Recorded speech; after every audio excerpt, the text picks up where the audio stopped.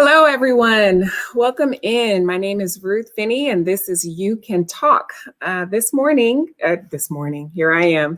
This evening, on this are having a conversation with Harrison Family Vlogs. This is Talk to Ruth Live. So I appreciate all of you who are here, coming in, watching. We will be talking with Harrison Family Vlogs on children. We've been talking a lot about children this week, so that I'm honored to have this special guest. His name is Andre Harrison, also known as Harrison Family Vlogs, and he is here with us, and he'll be discussing lots of things about children, basically, and how we communicate better with children. Harrison is a fourth grade elementary school teacher. And how long have you been teaching, Harrison? Welcome. 5 years. 5 years teaching. Yeah, I have experience in working with children, but yeah, teaching itself 5 years. Okay. And then you went on to school and, furthered your education and got your master's in marriage and family therapy or counseling? Yep. Mm-hmm. Okay. Yeah. Fantastic. And how difficult of a journey was that for you? That was, it was a fun journey. It was difficult, but it was a fun journey because I love family. I love family, and I feel like my passion, my calling is to help families. So anything to help me better serve families, I was willing to do. Good. Hello, cousin Cullen. How are you? Good to see you. And it's all hot air. Miss Andrea, how are you? Good to see you. Welcome in. I appreciate you all being here. Welcome. We have Harrison Family Vlogs here. Andrea, what's up? Good to see you. So you are a father. And you have 3 boys. How old are these young men now? I have a 22-year-old, an 18-year-old, and a 13-year-old. And I also have a grandbaby. A grandbaby. How many months? He's now going on. Hold on. 8 months. Wow. 8 months. 8 months. Yes. 8 months. Yeah. Is he the joy of your life now? He is. I don't get a chance to see him that often because he's in New Hampshire. I'm in New York. So, yeah. Oh, okay. That's awesome. So is being a grandfather and a grandparent all that people say that it is? I love it because I still feel sort of young. So for me, it's like, yeah, I'm young enough to enjoy and play and have fun with my grandbaby. And I love it. And just, I think it's the thought of my child having a child. It's like, wow, like I know. It has to feel surreal, right? Fish Snatcher, what's going on? Hey, Fish Snatcher, how are you? Welcome in. Appreciate you being here. Good. We're here chatting with Harrison tonight. For all of you parents, or anyone who has children in their life, we're going to be talking this evening about how to communicate better with our kids. What were some of the most challenging things that you faced raising 3 boys by yourself? Like, at what point did you have them by yourself? Yeah. Well, the bigger challenge is raising them by yourself. But since 2009, it's just been me and the boys. Yeah. So, at the time, Gabriel was about a year and a half. Nathaniel had to be going on 11 or just turning 11. And my oldest was about 15. Okay. Yeah, 15 going on 16. How difficult was it for you, that thought of taking on that responsibility of being a single father, of thinking, okay, I'm going to, what was that preparation, like that mental preparation? What was that like for you? Correction. I'm so sorry. 1.5. Okay. No, Isaiah was 12 and my oldest was 12 and my middle son was about 6, 7. All right. So they were fairly young, but okay. Yeah. So what was that question again? I wanted to make sure that the information was correct. What was it like for you mentally preparing yourself to take on that responsibility of raising 3 boys? Oh, wow. So I didn't have time to prepare because it was so sudden. It just happened. Yeah, it just happened. So by the way, what's up, Logic? But I didn't have time. How are you? Yeah. Anthony, good to see you. Welcome. What's up? So I didn't have time to prepare. It was one of those things where Okay, wow. Now I'm going to be doing this majority of raising my kids by myself. And I think I don't know if it was a matter of trying to prepare my mind because I was always there. Mhm. So it wasn't like I wasn't their father before or their Right. mother had them and now she doesn't want them anymore. So now they're going to come live with me. I was always Right. there. So it wasn't like a change in roles or added Right. responsibility. I was continuing to do what I always have been doing for my family and for my kids. You didn't Um, feel like there was any added responsibility knowing that you wouldn't have that extra help in the house? I didn't really think of it like that, to be honest with you. Because I think a lot of it had to do with like, I was the primary breadwinner. Uh-huh. Um, I was already picking him up from school, taking him to school. I was already cooking dinner in the home, so it wasn't like an added responsibility. At least that's what I thought. Like it wasn't like I felt gypped not having somebody there. Right, right. My Okay. concern was really for the sake of my kids and them having access to their mom, even though she was no longer living in the home with us. And that was my big concern. So I think if I was to answer that question, I guess the challenge that I faced then was even though me and their mother wasn't together anymore, how can my kids feel loved equally by both parents? Right, right, right. So that was, I guess, my big challenge, just trying to navigate that So was she still so she was still active in their lives. She was still around, coming around, seeing, and they spent time with each other as much as she could. Yeah. as much as she could. Yeah. So did you have to answer those questions of, where's mom? When can we spend time with mom? How did you answer? Did you face those Oh, questions? And if so, I'm gonna be honest with you. When they ask me questions like that, I shot a text real quick.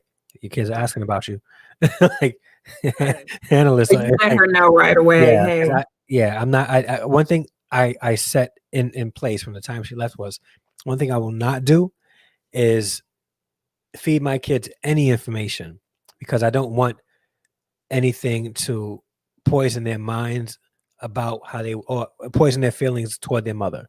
You know, right. if they think that their mother is the most angelic woman on the planet, I'm going to help them think that because it'd be better for them to have that kind of thought process about their mother than to have anything else. How So awesome is that? I mean, yeah, you didn't want them to have any sort of bitterness towards at her or all. anything. So you worked together to make sure that they kept a positive outlook about her, Yes, regardless of anything that the two of you all were going on. yes. Had going on. Yeah. That Mhm. that's so my parents were divorced and my mom did the same thing. She never spoke an unkind word about my father. Mhm. And even we ourselves, I have bonus children and we don't allow the kids to speak Mhm. negatively about their mothers in Yeah. any way, despite what they're feeling. How important do you think is that for kids to not have for parents to not do that or to be able to show them that we still have respect for each other Mhm. as parents? It's a valuable lesson for them on how to deal with relationships. Right. And also, the name of the game, and you probably heard me say this before. The name of the game for adults is to raise children to become secure adults. Yes. One of the most effective ways to raise insecure adults is to talk negatively about their parents in front of them. Yes. Okay, I so I'm not about that, you know, I and I I'm don't gonna think take a moment. Oh, go ahead. my ex-wife isn't like the worst person in the world. So Right. um, but even still, like one thing that will never happen is me saying anything negatively about her, because first she's the mother of my kids. All right. The three most precious gifts I have on this planet right now was Absolutely. provided to me with her help. So And at some point, um, you all shared a love. yeah, At some point, yeah, you all shared a love. There was not always hate. If we're quite frank and honest about it. Good. yeah. Welcome, Burns. I just want to say hello to you all. Minister Terrence, welcome in. Good to see Hey, you. Fish Snatcher, good to see you. you. Let me make sure I haven't missed anyone. Logic and YouTube. Court, good to see you. All right. That's right, Um, Chris. Good to see you guys. Thank you all for being here. I know we are competing right now with this national news It's no going on. competition. You guys No would rather see competition. Dre and Who Ruth would want instead to of miss Biden this? and Kamala. Come on. Yes, who would want to miss this? So we appreciate you all for logging in and hanging out and chatting with us. We're just going to be here for about an hour, so we won't keep up all of you all's time, but we thank you all.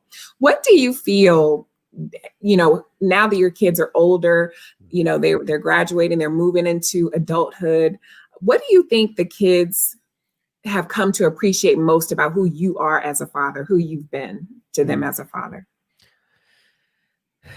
I think the one of the things that they appreciate most is my willingness to work for whatever it is that I want. Okay. They've seen me at my lowest point in my life, and I didn't complain. They didn't see me complain. I wasn't mad at the world. I wasn't blaming anybody. The situation I was in, I happened to be in. It wasn't ideal, and I wasn't necessarily put there. Like, I didn't put myself there, and that's what happens when you tend to allow your livelihood to be in one specific place, because then those who control that place control your livelihood. And when they no longer want to support your livelihood, i.e. your job or whatever, then you're put in a situation where now you got to figure things out. I got to a place in the beginning of 2012. At the end of 2011, I was asked to resign from my position at the church because of the divorce. And then I started in 2012 jobless. So you weren't teaching when you were pastoring in the church? No, I wasn't. No. Okay. And then so I started looking for jobs as an assistant pastor. But here's the problem, Ruth. Churches aren't going to hire a newly divorced single father to run any ministry in their churches. They just won't do it. Even though, like the reason that doesn't fit their no. So that doesn't fit the image. Fit. Even though, like, it wasn't my fault. It just doesn't fit the image. So it was to the point where I was like, you know what? I'm going to plant a church. But then at that point, I wasn't even in the right space to do that.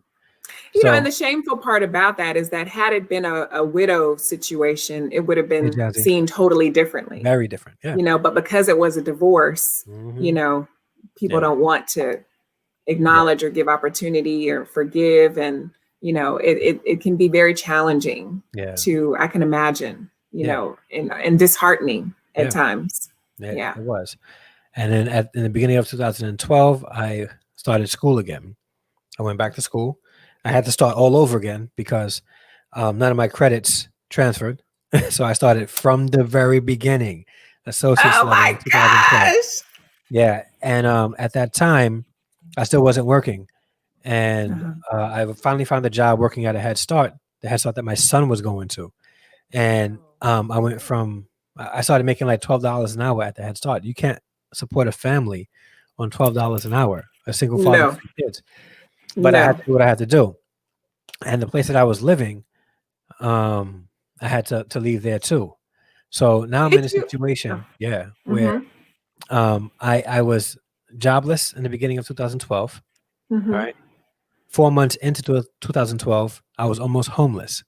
And if it wasn't for my pastor coming through and asking somebody in this church to let me rent their apartment, right, a 1-bedroom apartment at that, for 4 of us, I would have been homeless. I had nowhere to go. I was applying for public housing, and if you know, in New York City, it takes a long time for you to get approved. Then I would have to go into. I can imagine, like it does anywhere. Yeah, I was looking up shelters, but they don't have shelters for men and their children. They have shelters for women and their children.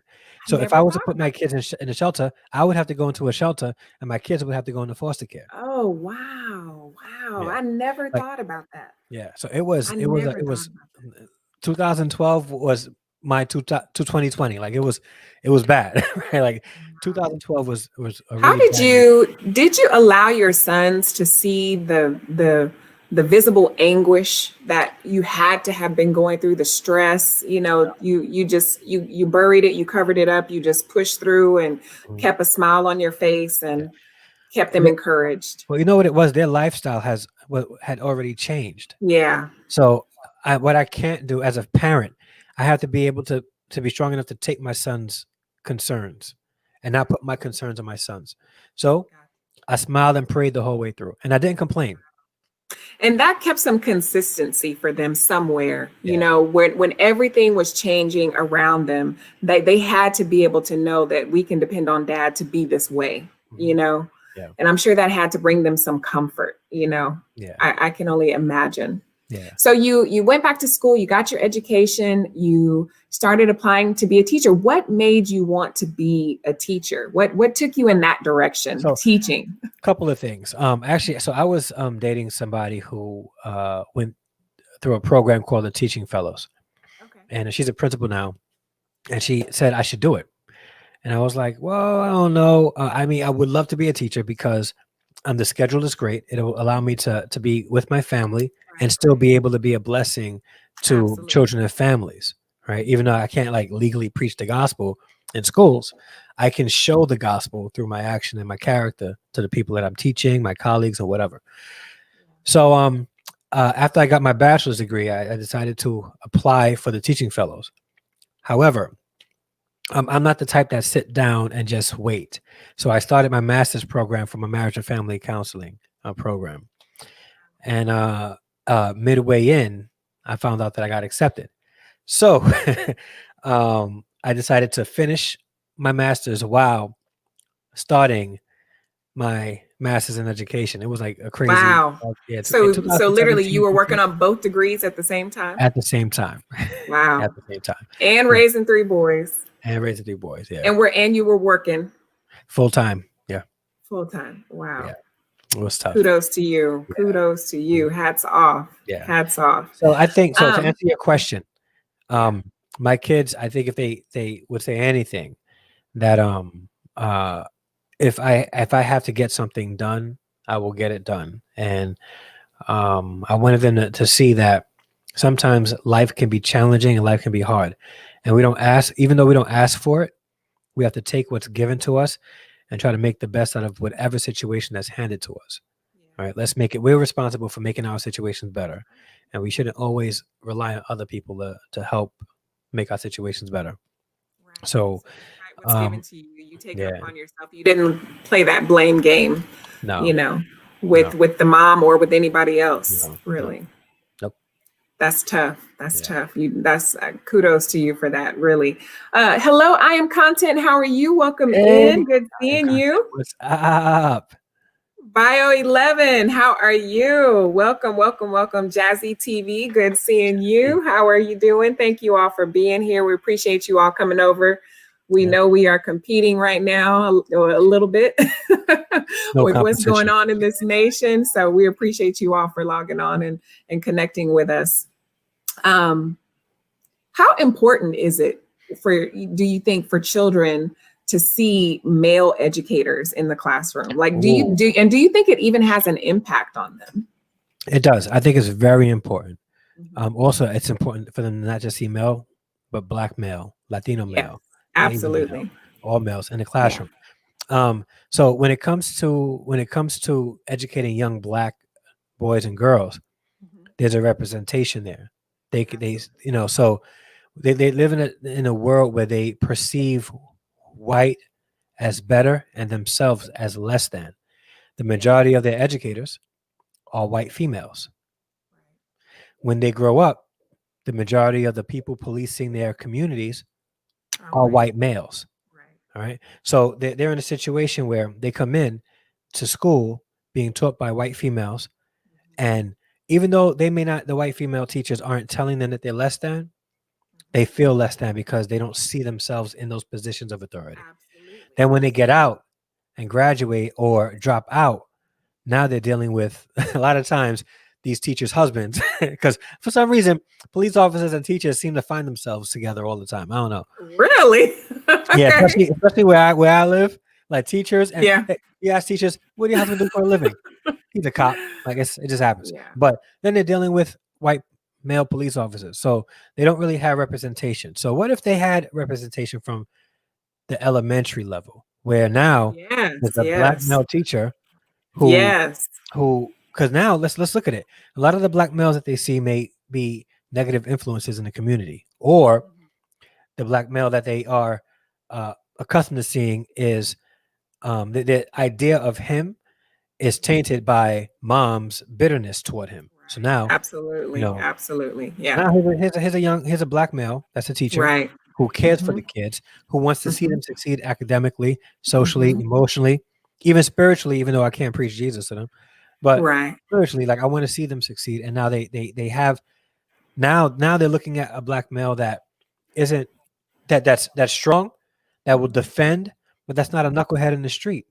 Wait a minute, Right. I can Yeah. be a responsible person in society? Absolutely. Hmm. So And I don't know about you, but like here in our schools, a lot of our school systems in Texas, the administrators are the principals, the vice principals, they're white males yeah, also. yeah. So And they're that's the getting thing. that So discipline from that white male perspective yeah, from elementary all the way out, yeah. you know? And here's my thing. And Like I've been asked about administration. Do I want to become a principal?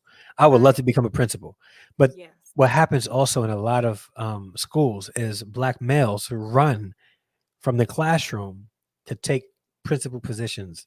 And I'm struggling with that. I'm gonna be honest with you guys. Like I'm struggling with You're that because struggling to take the principal to move into the administrative realm. yes, because there's not enough black males in the classroom. Okay. You're So right. it's like, okay, so what's really important here?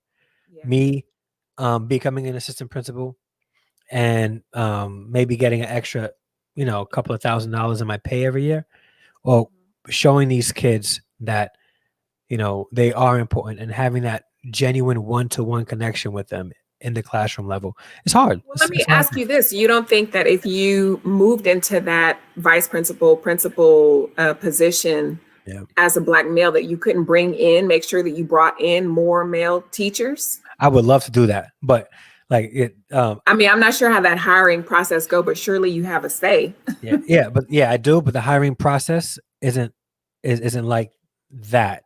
That's ideal, and I would love to be So that's focused on determined like like by the hiring. district. District. Okay. A lot of schools have committees that help choose what teachers Okay. will be working. So it's not that easy.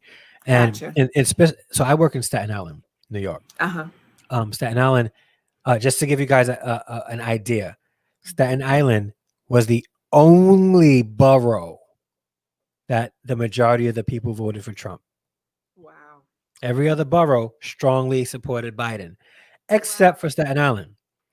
Okay. So if I was to purposely hire black women and black male in my school, the other demographics would shout and complain racism because I'm only hiring, even though I wouldn't be only hiring, I would just be Right, purposeful right. in Absolutely. making sure that Yeah. there's representation of the students Mhm. that they're being taught by. But Yeah, but one or that's two not, more would automatically raise yes, raise yes, you know. and honestly, that really isn't a fight that I would love to fight. Like, bring that to me, and I'll explain my reasoning.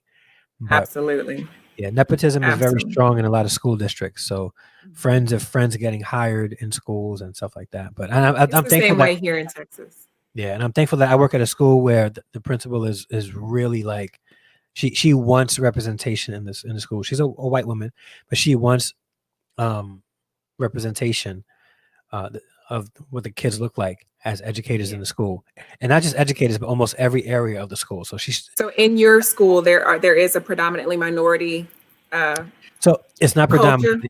No, No. it's well, Okay. we have minority children, predominantly minority children, but the most of the teachers in the building are white females. Okay. But we do Okay. have some black educators in the building. And what's funny is, I think no, maybe we may have maybe 6 or 7, Mhm. um, but we're considered like the school with the most black staff in Staten Island. So that's to give you Wow. guys an idea. Wow. But Hello, back to your Jazzy. question. Hey, Jazz, Uh-huh. back to your question. I think it's important for kids to be able to see teachers Absolutely. that look like them. I It agree. helps them aspire to be more. Seeing a black Mhm. president inspire young black males to be more. Seeing a black female vice president Mhm. will aspire. Well, first off, black women are killing it in the game anyway. Like, the fastest growing uh, demographic of economical advancement is happening among black women. So It they're doing is. their Yeah, thing. it is. It's But no doubt. but It's no seeing doubt. Yeah, but Yes. seeing Kamala Harris as a vice president does something Mhm. for young Black girls, because now it's something more to strive to. They don't have to cut a rap album to become successful. They can Oh, really put their work in. absolutely. And Absolutely. yeah, so And sell their bodies out, yeah, on social media and go through that whole, yeah, absolutely. I love that they have someone else to look at, yeah, that looks like them in a realm where we definitely are not typically seen, yeah, or for sure. represented well, because we represented very negatively out there. Yes, we are. And I want my kids to see that the representation that you see in the media is Hmm. not the full representation of who you are. Don't let Yeah, that be your identity. absolutely. Yeah. And the funny thing is that, what these kids see on social media as far as Black people go, it is such a small, actually very small Yeah, representation of our culture, yeah, but because they are so visible, they mm, seem larger than they are. yeah, But the yeah, average Black American, I mean, and it's not even just what our children are seeing, it's what the other culture's children are seeing yeah. as well. That's developing and shaping their minds Idea. about what Black people are and And what to expect. Yeah. and a lot of them become people in authority Yes. that they've kept those biases within them for all these years, and now they're policing our communities, thinking the worst. Where Yes. 5% of the community may be doing bad things, Right. the 95% Absolutely. are being Absolutely. abused because of it. So yeah. Yes. Yes. Hello, No Court. How are you doing? Good seeing you. Good seeing you. Nicole Yeah. King, how are you doing? Good to see you. Welcome. Welcome over. Let's see. Good deal. In your years of teaching, have you noticed, like with this generation constantly changing, this world of social media that these kids live in, have you had to change the way you communicate now with these kids just in order to educate them? Yeah. Yeah. Yeah. In what Communicate. ways has your conversation had to change? Mhm. Well, a big push in a lot of schools, especially in my school, is social emotional teaching and Okay. social emotional learning, Okay. where um, the kids now have a space to share how they feel. Because Yes. let's be honest, if a child doesn't feel right, you're not going to Hmm. be able to teach them anything. So, Yes. like my approach to education is being able to speak into the child, not just Hmm. give them academic work, Right. Right. practice it so that you can get better. I want to focus on the whole child. So, giving them space to be able to communicate and talk, and give them power to sort of have a say in certain things that's going on in the classroom is important. Giving a child buy-in helps them do better because they take ownership for what they have in the classroom. Okay. So communication is more two-way now than it was one way a couple of years ago. You do what the teacher says, and Right. that's it. The Yes. problem Now is, they have a voice. They have more of a yes, voice. and the thing is, they should, because young Black kids aren't taught to advocate for themselves.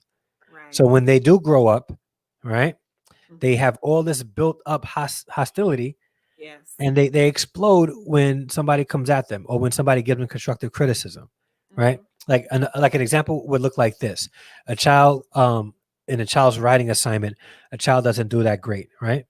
Hmm. I come up and I say, "What is this? Like, we don't do this in the fourth grade. Go back and do this again. This is unacceptable. Go." Right? They go back frustrated. They have no clue how to do it. All right. So now, if I rewind that and do it again, they come up to me. Okay, it looks like you tried hard. Okay, Hmm. there are some errors. Let me see if you know where those errors are. We work Gotcha. it together. Mhm. Okay, so I'm going to point to you an error that you may not see yet. Hopefully, next time you'll be able to catch this one. Do you see this here? Tell me what happened Mhm. here. Oh, now I see it. Gotcha. Okay, so now you see it. Okay, so what changes can you make to make this better? Now here's buy-in. They tell me what changes they need to make. Go try that and bring it back to me and let's work through it. So Gotcha. there's So, these kids have to oh, be go able to ahead. advocate, have to learn how to advocate for themselves. Teaching them how to communicate with me and communicate with them in a respectful manner would help that. So Right. So one of the questions in the chat is, how are you able to teach this way? Is the what you're doing now this sort of what you just said, social what was the emotional word? learning. Yeah, socio emotional thing. way that you're teaching, how are you able to do this? And is this something that just kind of your school has adopted, or is it something that's being seen throughout your area? Because in other education systems, they're not able to teach this way. So first off, I think Nicole King should come on the show with us because she's speaking facts. What is Nicole saying? Yes, so social emotional learning is very important. It goes back to Maslow's hierarchy of needs. The children need to have their basic needs met, feel safe, and know that you care. Yes. So now that last part, know that you care. Yes. So Nell Court says, how are you able to teach this way? My daughter is in education and can't create much change. I believe in rigor. I believe in challenging my students. But I believe that I can't really expect that unless the kids know that I'm there for their best interests. So I spend a lot of time in the beginning of the school year developing strong relationships with each of my students. This way I can challenge them. They know who I am. They know that I care. And it doesn't just start with the kids. It's with the parents too. And I'm a straight fool too. Like everybody knows that at 2:00, Mr. Harris is going to come out of the building and yell something funny to the parents. Like that's what I do. Right. Because I want them to know that, we're a school. We expect academic achievement, but we care about your children too. We care about you also. So I spent a lot of time developing relationships in the beginning of the school year so that now they know I care. So when I challenge them, they know, okay, Mr. Harrison is telling me this because he wants me to be successful. He doesn't just want to have kids pass tests. Yes.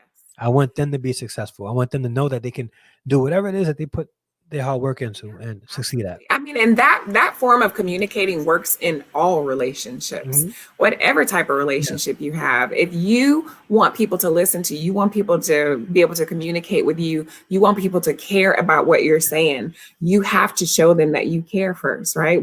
And that goes without saying in all relationships. So I think that the fact that you all are bringing that into the school system just works to benefit them long term throughout all of their life, throughout all of their relationships. There was a TED talk that I saw. Let me see if I can look her up.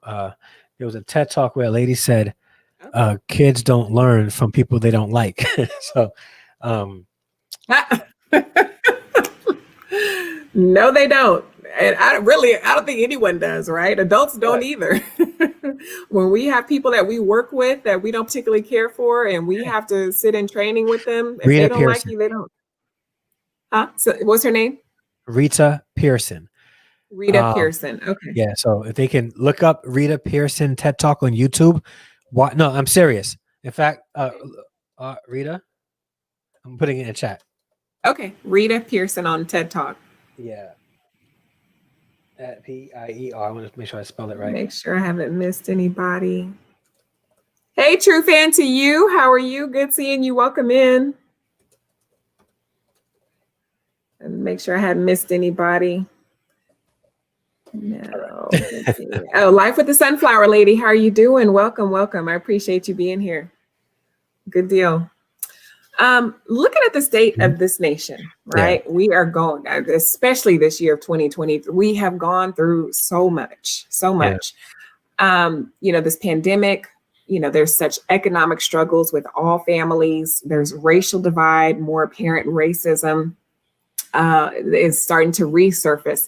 What kind of questions are the kids bringing to the classroom, and how do you see them adapting, or do you see it affecting it, who they are and what they're dealing with in the classroom? Are y'all seeing it in the classroom? Yeah, the kids have access to information at their fingertips. Yes. And so they know a lot more information. They just don't know how to navigate the information well. Yeah. So a lot of kids are scared. Yeah. What kind of questions are they asking, if you can share anything? Well, some of them ask, why do police hate them? Okay. Why are Black people dying, all the time? Things like that. So they want to know these things. Yes. And that's the big one. That's the big one about police and them, because they don't really see police as assets in the community. You know, Mm. like you know how when When we grew up. we were younger, you Yeah. know, we saw police and we got excited. You know, we ran and we said hi. Yeah. My students, you know, they shy away from police. They don't want to go near Yeah. police, and Oh, wow. so I think Yeah. that's the big thing, considering what's been happening lately in the news with George Floyd, Breonna Hmm. Taylor. Yeah. It Um, absolutely has tarnished that yeah, hero, outlook that cops are heroes and, used to grow up wanting to be police officers, yeah, firefighters, these people who held prestige in the community. yeah, Now the children are becoming fearful. I find that we happen to have a lot of police that live in our neighborhood. And so I'm literally having to teach my young children to yeah, still, recognize police officers, respect them, be excited about them. And at the same time, I'm still having to teach them to be cautious of them. yeah, yeah, It's a very fine line that I find that I'm having to navigate. We trust them, but we still have to be cautious because we don't know which type we're dealing with. yeah, And yeah, that is the thing that I find to be most difficult in trying to train my children right now. yeah. That And, and it's hard because we teach kids, right? And I'm gonna be like extremely real with you guys. We Yeah. teach kids to respect their adults. Right. Sometimes the adults in their lives, even teachers, aren't the best adults, and Yes. they treat children poorly, Yes. right? And then Absolutely. can't advocate for themselves. And they Mm-hmm. grow up, and then they have the same kind of dealings with officers. Yes. And it's a hard place to be in because we want to teach our kids to respect those in authority, Right.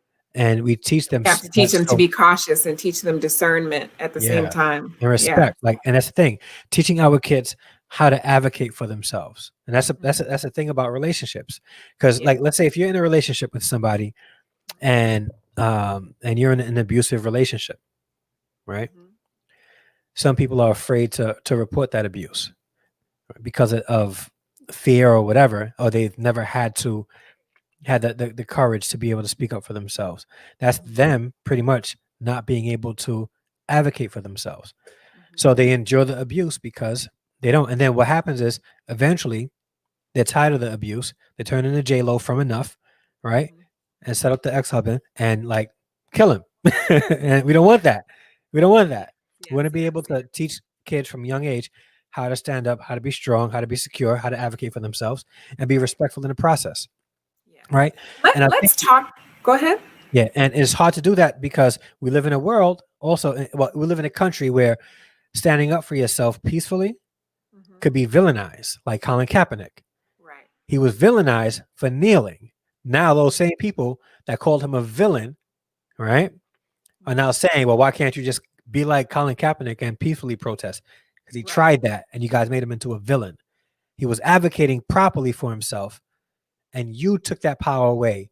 Right. And so, yeah, Let's talk about that. You bring up a very good point because, in appreciate it. raising my older children, you talk about advocating, teaching kids to advocate for themselves. I find that to be one of the most challenging things as a parent is to teach kids to advocate for themselves. Let's talk about things that you do. I'll share with you a few things that I do from a young age Yeah, to teach kids to advocate for themselves, like how they just practice being able to speak for themselves, yeah, speak their mind, speak their thoughts, speak their intentions, right? When I was raising my older son now, very shy, extremely shy boy. And I had to teach him. And that was always the thing. We would go to these parent teacher conferences and they would say, he doesn't speak up for himself. He doesn't advocate. We don't know what he needs always. And I was like, how can I get this kid to speak for himself?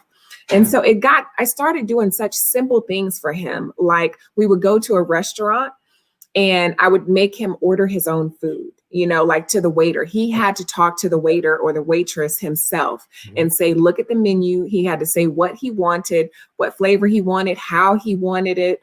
mhm, And it was very difficult for him, but it was just those little things, teaching him to say, no, I don't want to do that. And I would also give him choices when there was anything involved. Do you want yes, this or do you want that? Yeah. You know, so it wasn't just me making the decisions for him.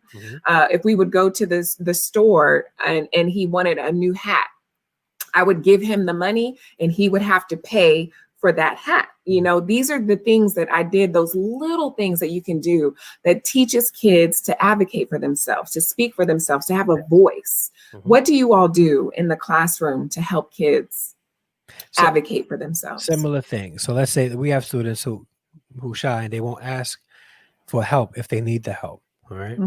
So we encourage it highly because we all need help sometimes, especially when we're dealing with a problem, math problem, a ELA concept that we just can't seem to grasp. We should ask for help. Sometimes they don't. They're embarrassed. Some of their peers get embarrassed as well. In our class, we celebrate questions. Right? If somebody asks a question, you know, they ask the question, and we'll say, "Okay, who else was also wondering that too?" Like 4 or 5 hands go up. See, oh, that's not the only one. awesome.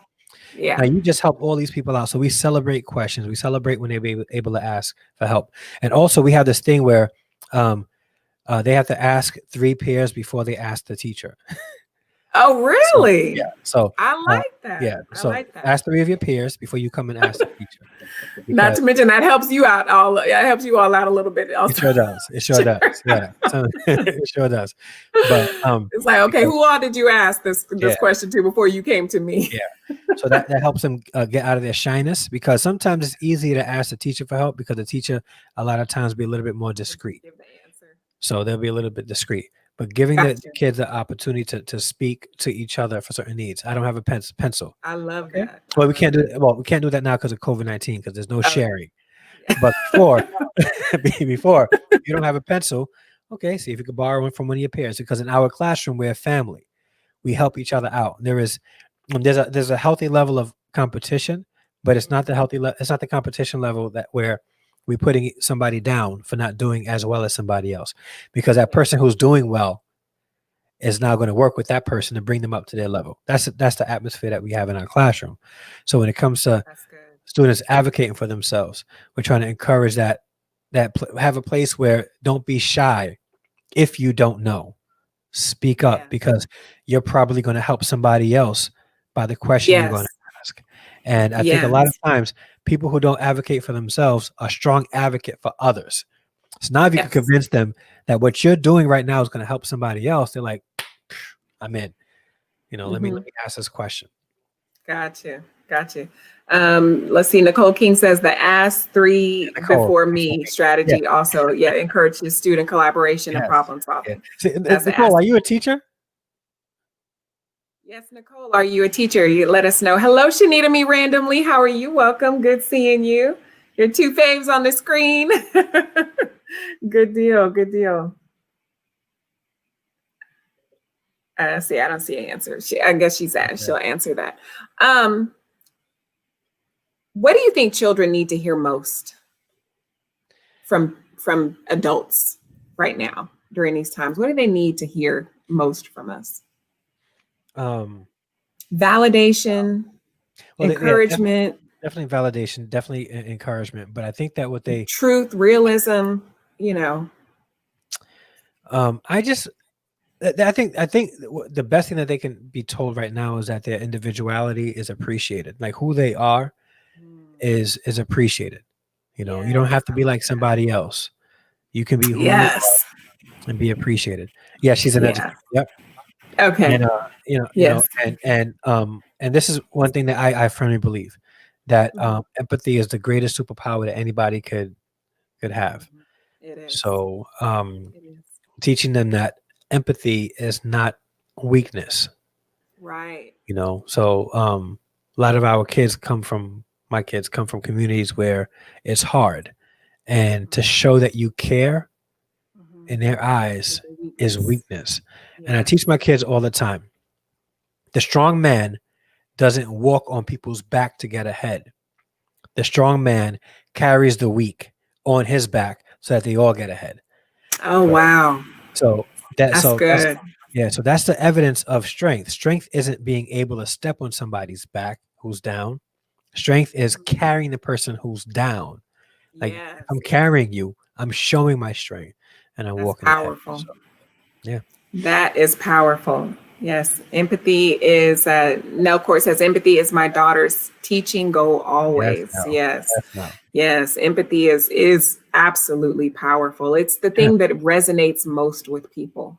Yeah. If you want to connect with someone quickly, find a way to empathize with them, something they have going on in their life. Yeah. Let's talk a little bit about parenting, and then I'm going to open up the chat. And if you all have any questions that you want to ask Harrison, please get them ready. I'm going to ask him a few questions about parenting, and then I'll go to the chat and look for any questions that you all may have for him. Cool. I often hear parents and adults talk about how resilient children are, that they'll adapt to anything, right? Yeah. And that they can, we make that sort of assumption that they can go through anything, that it doesn't matter because they're resilient and they can take it and handle it. What about this may not be so accurate? Look at the adults we have. I know, right? The truth is, there are a lot of insecure adults out there who had adults in their lives tell them or believe that they were resilient, so they were going through traumatic experiences without the help to get through it. All right. So kids are, can't assume. So yeah, we can't like say kids are resilient because we forced them through things. Right. A lot of the situations children go through, they didn't ask to go through. Absolutely. And if they had a choice, they would probably choose something different. Yes. And resilience is the ability to bounce back from trauma. It's not so if a student, and we have to understand that kids can go through a lot of things, but that's not the same as being resilient. Resilience is bouncing back, being able to self-cope and self-regulate when you go through certain things. A lot of kids they're not successful at self-regulating because it's either not modeled to them, or they just never had to behave in a way that they had to self-regulate. If I'm making and who's teaching them how to cope? Yes. What does coping look like? Yeah. Yes. So kids can go through a lot of things, but it doesn't make them resilient. We have to teach. So what questions do you think are important? What type of questions should parents be asking their children and how they're doing as they're going through a difficult time in their families? Yeah. What type of questions probably should parents be asking their kids? Well, first, parents have to be, when they ask that question, they got to be ready for the answer without judgment and without, being overly sensitive to what the kids may say. Yes. Okay. So, ask them, how is this situation making you feel? All right. Do you feel like, you're being treated fairly? Some parents need to just ask this, how am I doing as a parent, and be ready for the answer. Ooh. And that's a hard one. That's a hard one.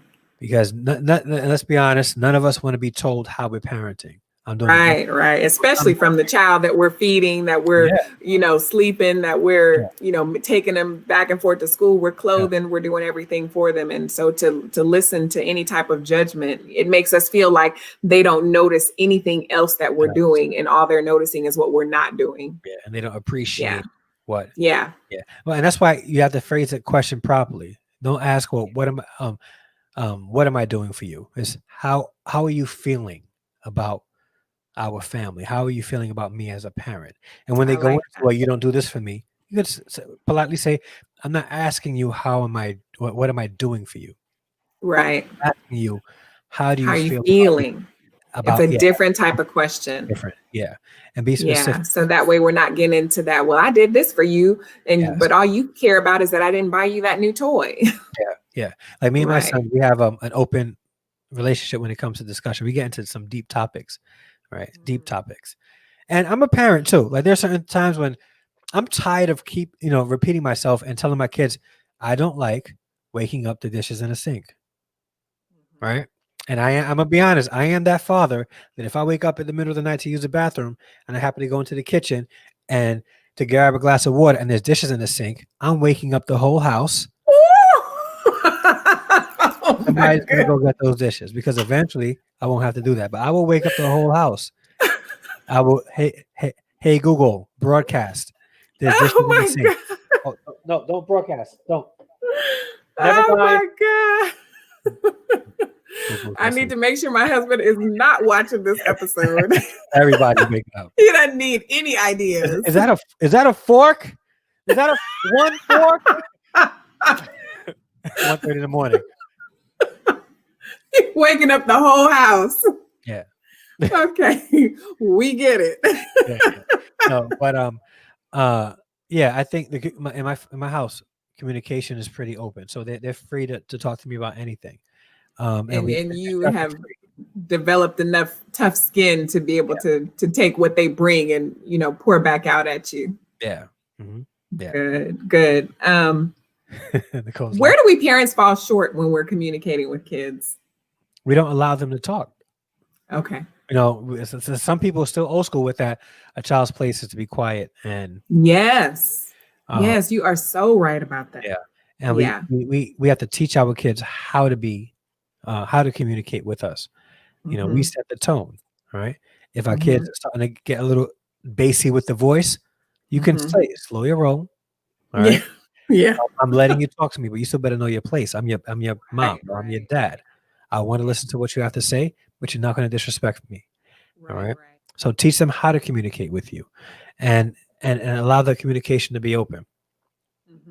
That was one thing that I always appreciated about my mom, was that I always felt like coming up through the house, I always felt like I had a voice in our home.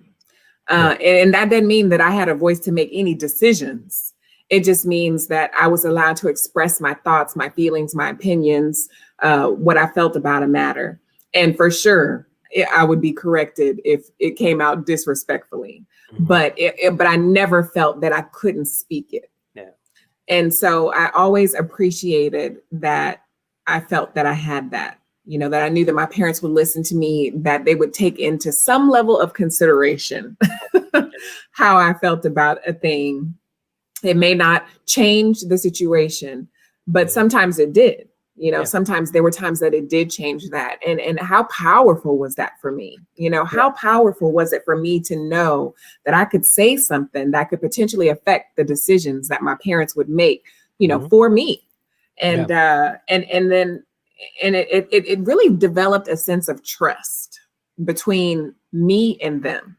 Yeah. Because they knew what I was thinking. I knew what they were thinking. And it taught us how to trust each other, And so when I got older and they were trusting me to make decisions on my own, they knew where my head was at because I was always allowed to express what was going on in my head, And that's conditioning you to think critically.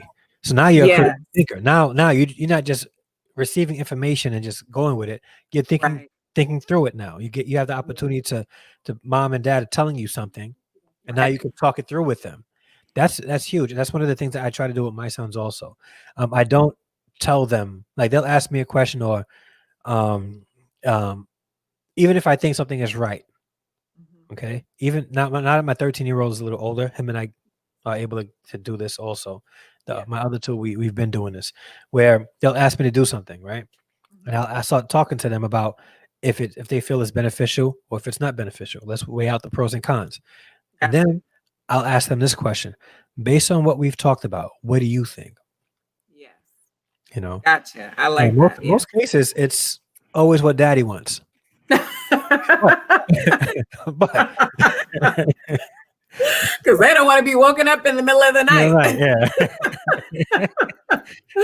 It's like don't fall for it. Now they can warn each other. Don't fall for it. Don't fall for it. And we can't, as parents, we can't be afraid to have those conversations with them because we don't want our kids to be disrespectful to us. Absolutely. If our kids have something on their heart and they share it, it's not disrespect. It's not.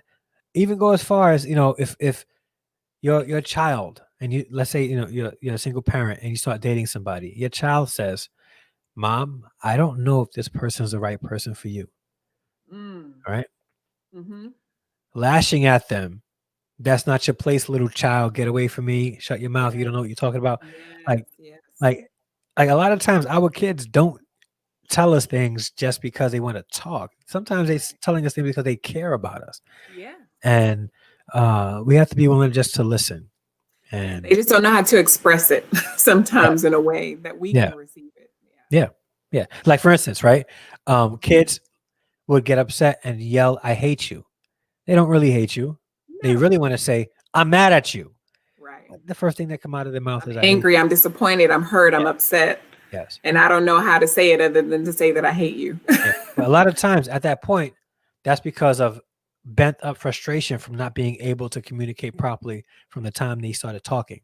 Yes. So start teaching them how to communicate how they feel in an effective way, in a healthy way, so that when they grow up, they're not yelling, I hate you. Gotcha. Yeah. Let's look at the chat. I'm going to run through the chat here, see if we have a couple of questions. Nicole King says, yes, just think about how much better society would be if we would learn to better empathize with others. Jesus was the greatest sample of demonstrating empathy. Preach. Absolutely. Yeah, like just real quick, when he was with the woman at the well, right? Uh-huh. And how he talked to her, right? It was like wow, with such he wasn't condoning her activity, but he spoke to her with such grace and understanding. Absolutely. Absolutely. He almost made her admit it herself, you know. Yeah. He talked her through it herself, you know, to where he didn't even have to say it. All he had to do was agree with what she said. Yeah. Yes, this one's not your husband. Yeah. Let's see. Nell says, are they allowed to have the same privilege in the middle of the night with their pet peeves, or is that a bad idea? If they know what's best for them, they better let me sleep. I'm kidding. I'm kidding. If they are able, if I get on their nerves, they're able to talk to me about it. They are. They'll tell me, you know, Dad, like you really upset me. Okay, what'd I do? You know, and then we'll talk about it. So if there's pet peeves, I let them, because I get on their nerves. I'm not perfect. I get on their nerves. I know I do. Sometimes I do it on purpose because I think it's funny. Yeah. Yes, that's true. Nicole King says, yes, we have to have conversations with our children. It is so important to know what is on their minds. You rather them talk to you than to get your counsel that lines up with the word of God. Yeah. Yes. Let's see. Our children are still young, but already have dialogue in place. They do. Our job is to train it, just sharpen it, to guide it, to, help them share it. So yes, I totally agree with that. Nicole also says, like you said, you just have to teach them how to engage in respectful conversations. Yes, train up a child in the way that they should go. And when they are old, they will not depart from it. Yes. And a big part of that is modeling it. So modeling. That's exactly what it is. How your children will speak to other people. Yes, absolutely. I see parents all the time snap at their children, yell at them, talk ugly, use colorful words with them.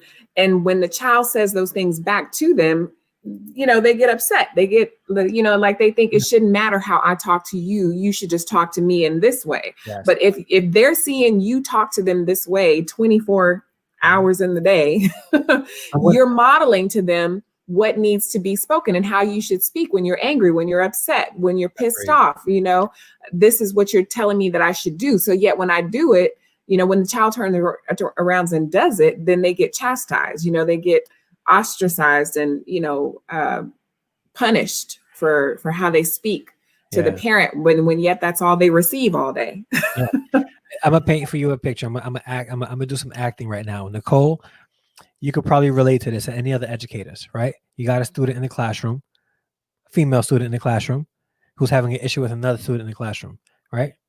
And she starts off clapping her hands and grabbing air and all that stuff. Oh yeah, all that stuff and rah rah da da da da da da. And you're like, where did you learn this from? Like, calm down. Like, we can talk about this, right?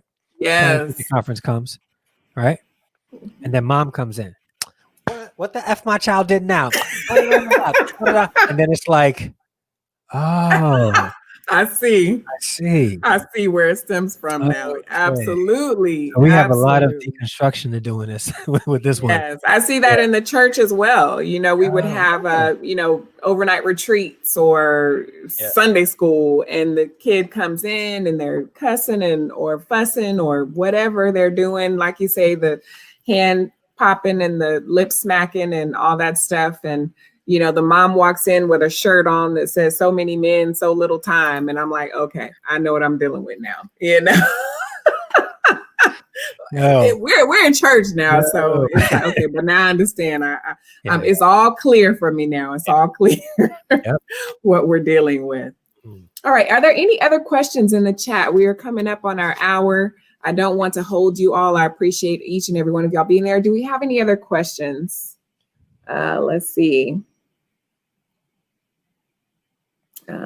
Blessings, everyone. Hey, Tara's good. Okay. Yes. Let's see. When you see that, it helps you better understand the student. Yes. True. Yep. Yes. Absolutely.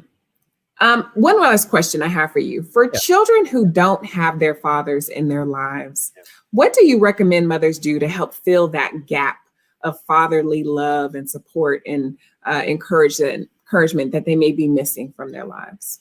Yeah. Well, if the father wants to be involved, despite whatever issues that you guys had or have, allow it. Unless it's not safe for the children. Right. But if it's safe for the children, you got to be willing to remove yourself from the situation and allow your children's father to be their father. All right. But if you don't have that, because some cases the men don't want to be involved at all, my recommendation is to make sure that you surround them around positive male role models, whether it's a grandfather, uncle, or older cousin, and vet them. Like, don't just say my son needs a man in their life or my daughter needs a man in their life. The first man that I see, or a crazy uncle, or a detached grandfather. Like, it can't just be any man. So vet them, man. Yeah, vet them. Make sure that they're positive. They're about something, to allow your son to sort of emulate and model after. And which is why I think teachers, black male teachers, are needed in urban schools, because if mom cannot find one, all right, then that black male teacher will sort of inadvertently become one. Right. So, but I always recommend to single moms, try to find a positive male role model that your children could look up to. And this goes for male and female, boy and girl alike, because having a positive male role model in the life of both a little boy and a little girl. That's important. That is so important to say. I'm glad you brought up that girls need that just as much as the boys do. Yes, they do. Yes. Find important role model. And then Vernell Livingston also. Good morning. Hello, Vernell. How are you? I say parents lead by example. We may never, you have a seed of goodness out of the parent, and you have a seed of badness out of a parent. The only thing contains the balance of God. Yes. Okay. The church can also play a role also that's also important as well. Yeah. Absolutely. Yeah. Harrison, tell us, before we head out, tell us a little bit about your channel and your book. Okay. Also. I usually have a copy nearby. Okay. So my channel is what still is a vlogging channel about my experience as a single father and navigating life, raising 3 kids. But I also do live streams. I'm not going to be doing live streams for a while, but I will be uploading videos. Okay. I upload vlogs. I just have fun with my channel. It's informational, it's educational, it's about faith, fatherhood, and family. It's called Harrison Family Vlogs. So if you guys want, you can search it up. If you search it, YouTube will make me look like people want to know about me. So they'll probably put me on somebody's page. So go ahead and search me up. And and my book, it's called From a Fatherless Father to His Sons. I wrote it in 2012. Well, I released it in 2012. It's a book about my life growing up without a father and the lessons that I learned that I teach to my sons and the young men that I mentor. So it really is a guide for single mothers who are raising sons without the presence of a father, for young boys growing up without a father, navigating what it means to become a man, and for absentee fathers to read it in hopes that they would want to take the rightful place as a responsible parent in the lives of their kids. Yes. Awesome. What's next for you, Harrison? What's next? Hopefully get married. Get married. You ready? You think you're ready for that? Yes, I want to be a husband. But but realistically, which is a realistic thing. It can happen. Are you working on that actively? I'm working on that. I'm working on it. And But what's next right now is for me to improve in my pedagogy, my teaching skills, make sure that I am there because I have one son in college now. So I got him in college. He's at Morehouse College, HBCU. Woo. And my focus right now is really to get my son Gabriel, my 13-year-old, who is a great kid, who is very smart, but sometimes unmotivated, to sort of motivate him and encourage him to greatness and to really be there for my students. I will, and this is after I get married and stuff, I will pursue a doctorate. Okay, But good for you. that's, yeah. And I have a couple of other books in the works as well. So, Good for you. yeah. Awesome. Awesome. Harrison, I truly have enjoyed this. I thank you for taking all my questions and coming here on tonight, It was being getting here. hot here. I felt like there was a spotlight on me and I was getting interrogated. It was kind of tough. Glad it's over. No, Hey, Positive, how are you? I'll take the last few comments and then we're going to head out. All right. Let's see. Where did I see this? I forgot where I stopped, where I left off at. Forgive me, y'all. Oh, right here. Yeah. Okay, we talked about that one. Let's see. Natural way of Coty. Some women can be so nasty and be mad at the man and keep the child from them, even though the dad wants to be in their life. It is very sad. I agree. And it affects the child more than it affects the dad. Yes, it does. It absolutely does. And I think that's an assumption that parents make that it doesn't, that the children are not being affected and sometimes it's just that they're afraid to ask for the other parent, and say that they miss them. Yeah. Nicole, you truly enjoyed spending this hour with us. May God continue to bless you. But thank you so much, Nicole. We appreciate you being here. All your comments in the chat, your insight. Sounds like we should have had you up on the panel. Yes. Vernell, you can have all kinds of different situations as well with children nowadays. Fathers don't want to be there. Father passes away. The child with the teenage women. Men, watch who you lay down with. Yes, absolutely. Watch who you lay down with. All right. I think that is it. Blessings to everyone. Congratulations. Nicole says, congratulations, Dr. Harrison, in advance. Speak it. Fantastic. Harrison, we wish you well on all of your endeavors and thank you. All that you've done. We thank you for being who you are, the man of God that you are, what you bring to the classroom, what you bring to children, what you bring to this world is so needed. And so truly, we thank you for being you. And for your willingness to stand in the seat where others have shied away from. So thank you so much. Thank you. All right. I'm going to say a quick prayer and then we'll head out. Wait, before you say your prayer. Oh, yeah. So guys, okay, I don't care what you guys are doing in the morning. All right. If you're on the East Coast and it's 6 o'clock or you're Central Time and it's 5 a.m. on a weekday, you got to watch UCANTALK's channel because she either goes live Monday, Wednesday, and Friday, even though Friday was only her voice and it was only for like 10 minutes and I missed it. All right. Oh, you missed it. You got to see it. I was that close. And Tuesdays and Thursdays, she posts like a 5-minute type of motivational speaking. Right. Seriously, that's one of the dopest ways to start your day on a weekday. So make sure you guys watch her every single morning. And I'm not saying that because like I religiously watch it every day. I don't listen to the radio on my way to work. I listen to Ruth. I'm not joking with you either. I listen to Ruth. I see you in the chat. I thank you so much. I said, oh, great. I know at least one person is going to be there listening.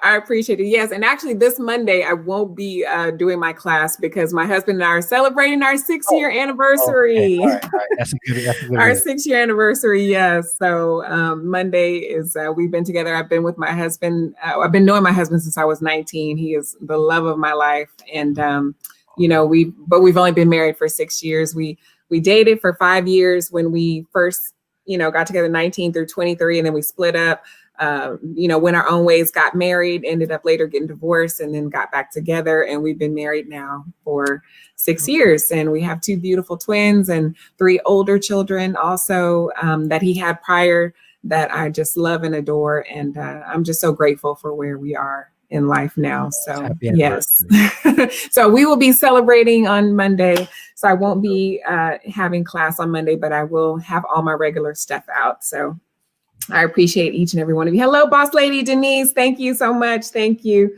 I'll say a quick prayer. Father, we just thank you for this day. Thank you for your love and your grace, your mercy. We thank you for the men that you have placed throughout this world who are willing to be the men of God that you call them to be and step into the positions where this world is needed. Our children don't ask to be here, Lord. They're just put here, and they deserve our very best in this world. So, Father, and for the men and the women, if there is a child in their life, in their home, in their vicinity, anywhere within them, Father, help us to be the light, to be the men and women that they need, to show them love and grace and mercy for who you are, so that they come to know you, that they come to know what love is. They come to know what it means to be kind, to be gracious, to be honest. Help us to show them how to speak for themselves, to advocate for themselves, and to not be afraid that, and to know that who they are is enough and that they are worthy. So, Father, everything we do, let our light shine so that they may see our good works and be able to glorify you in heaven. Thank you for Harrison. We pray for his family and all his future endeavors, all the things that he plans. You know the desires of his heart. You know what you have in store for him. You know where you want to lead him, Father, as he keeps his ear towards heaven, towards you. Speak into his life, guide him, bring that woman in his life that he so desires, and so that they can, flourish together and be the one couple that you have designed and created for them to be. We thank you for every person in the chat. I appreciate every person who's come in. Bless them, bless their families, bless their children, and help them to nurture them as they move forward in life. We thank you for where we are. We thank you for the change that we see that is coming, that's in the process, that's in the works. Help us to keep hope and help us to remember that our hope is in you and you alone. So we seek you, we guide you, we thank you, and we just look to you to continue to guide us in our lives. These things I ask in your son, Jesus' name. Amen. Amen. All right. All right. Okay, so we will see you all. I thank you. I'll see you all on Tuesday morning for my tip, and then I'll be back for class on Wednesday. So check out Harrison. If you are not connected to him, subscribe to him, get to know him, become a part of the Harrison family, and we will see you all. You all have a wonderful evening, a wonderful night. We appreciate each and every one of you. Take care.